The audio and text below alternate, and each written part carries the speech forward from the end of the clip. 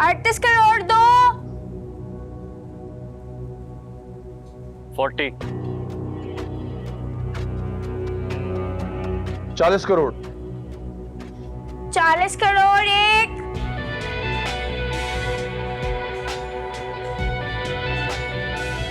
40 करोड़ दो। 45 करोड़। 45 करोड़ एक।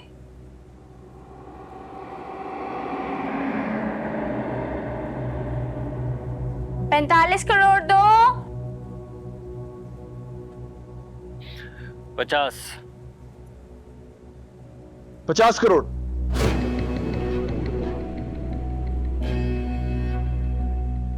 52 करोड़। 52 करोड़ एक। ऑफर बढ़ानी होगी भाई। Stay quiet. भाई we will lose the plot.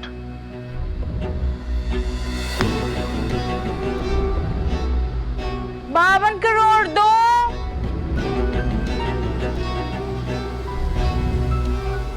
Leave. लेकिन भाई 52 करोड़ तीन।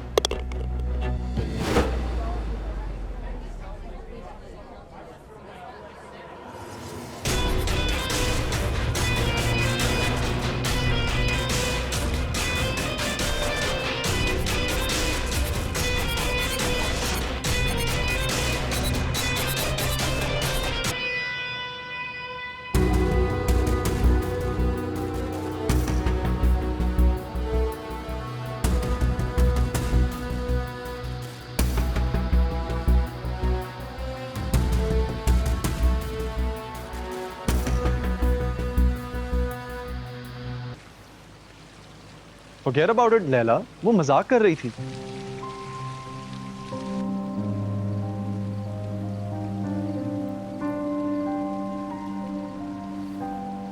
Bilal, Laila, it was a joke. Let it go.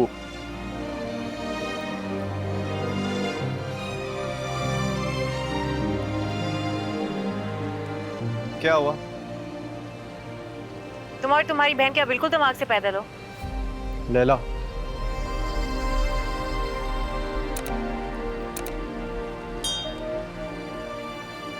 क्यों, क्या हुआ? तुम लोग क्या समझते हो? हम लोग तुम्हारी तरह यतीम है, हमारा आगे पीछे कोई नहीं है। लैला, शौहर है तुम्हारा। अपनी बहन से कहना अगर उसे शादियां करवाने का इतना शौक चढ़ा है ना, तो अपने शौहर की या फिर तुम्हारी दूसरी शादी करवा दो। मेरे भाई की फिक्र करने की उसे कोई जरूरत नहीं। ठीक है, कल मिलूंगा तो कह दो।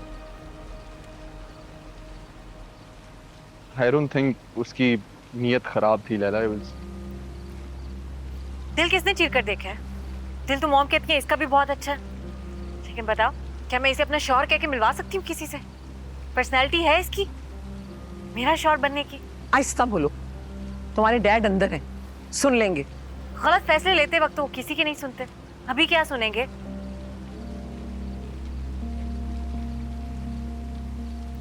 खैर छोड़ो, मैंने तुम्हारे लिए लड़की देख ली। कौन सी लड़की? तुम्हारी मुमानी की बहन। मना कर दे। जरा बात तो कर लेने दो, लड़की मेडिसिन पढ़ रही है, हो सकता है अच्छी हमें लग जाए। खानदान में करनी ही नहीं है, मना कर दे आप।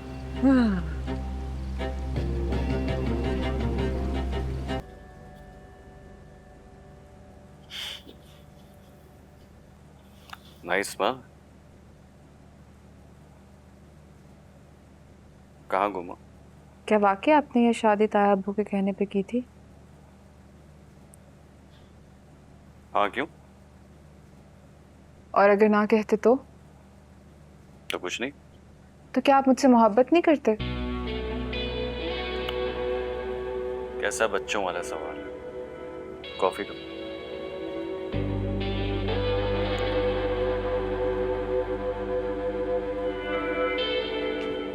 क्या वाकई हमारी शादी में आपकी मर्जी शामिल नहीं थी? तुम बचपन से मेरे साथ रहे, मुझे लगता था कि तुम मुझे समझती हो।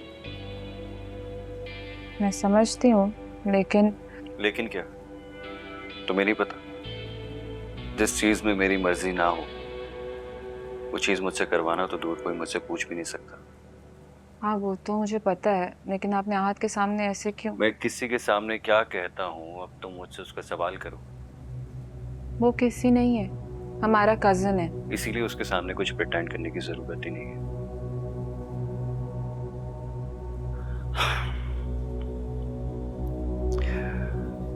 अच्छा लिसन, ये बात सच है कि डैड और ताया जान चाहते थे कि उनके मरहूम भाई की औलाद उनके सामने रहे, लेकिन मैं लैला की तरह अपने रिश्ते से नाखुश नहीं हूं। बाकी और जहां तक मेरा ख्याल है, मैंने तुम्हें भी बहुत खुश रखा है। मैं बहुत खुश। बट रिमेंबर, ये वजाहत मैंने तुम्हें आखिरी बार दी। पहली बार कब थी? मेरा पहली बार ही आखिरी बार होता है, पर इस बात को तुम्हें अब तक समझ जाना चाहिए था। और अगर ना समझूं तो? मुझे अपनी कॉफी का बार बार ठंडा होना अच्छा नहीं लगता। मैं दूसरी लेके आती हूँ। Sorry, leave.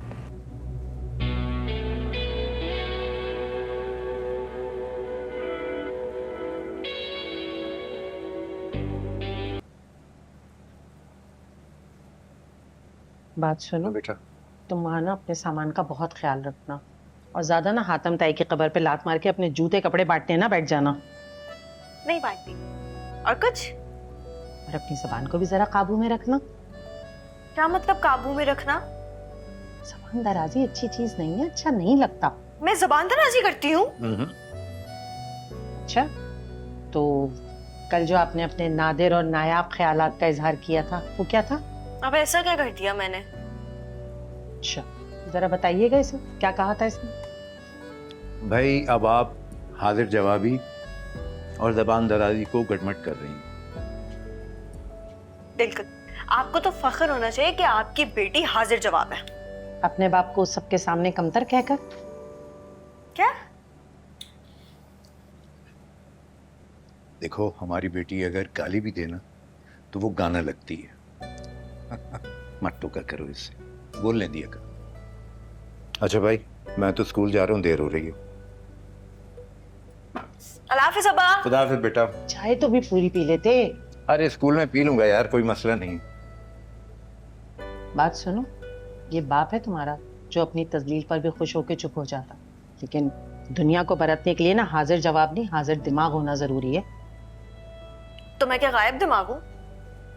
नहीं, लेकिन अपनी पुप्पो अम्मा के घर जाके ना अपने दिमाग को थोड़ा आसमान से नीचे ही रखना। ज्यादा ना बढ़ाइयां मारने की जरूरत नहीं है, पराया घर है, जरा संभल कर रहना। ठीक है भाई, मैं कुछ कहती नहीं, ना मैं आपसे बोलूंगी और ना ही आपके रिश्तेदारों से बात करूंगी। अब ऐसा भी मत करना कि लोग कहें कि माँ ने तरबियत ही नहीं की। यही तो चाहती हैं आप कि चुप होके बैठ जाऊं। बिल्कुल, मैं जिस दिन चुप होगी ना, फिर मत कहिएगा मुझे। दिल तुम